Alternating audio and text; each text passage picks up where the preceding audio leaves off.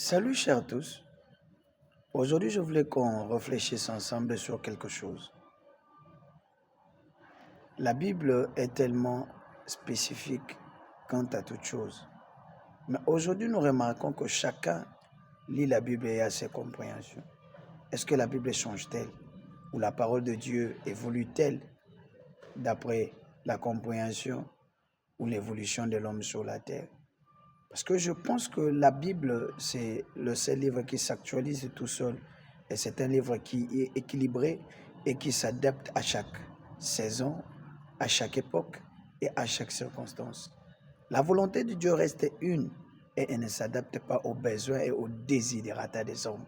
Mais souvent, nous avons remarqué que chacun va l'interpréter d'après ce qui lui chante et non d'après l'esprit. Écoutez, Jésus-Christ leur dit que les paroles que je vous ai dites sont esprit et vie.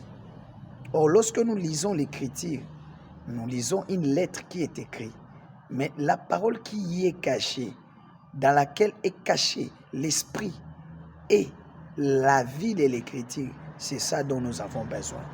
Savez-vous que le diable citait correctement des Écritures lorsqu'il était en face de Christ? Mais il citait des Écritures dont il n'avait ni la révélation, ni la vie. Car avoir la révélation de l'Écriture, c'est ça, au fait, avoir l'esprit de l'Écriture. Et avoir la vie de l'Écriture, c'est parvenir à pratiquer et à vivre cette parole. Or, le diable ne pratique pas la parole de Dieu et il n'en a point la révélation correcte. Mais aujourd'hui, nous comprenons que beaucoup sont ceux qui sont maintenant comme le diable. Ils lisent beaucoup et ils citent beaucoup des Écritures, mais ils n'en ont point de révélation et ils ne parviennent pas à la vivre. Parce que le problème avec l'Écriture, ce n'est pas la lire. Le problème avec l'Écriture, ce n'est pas la connaître.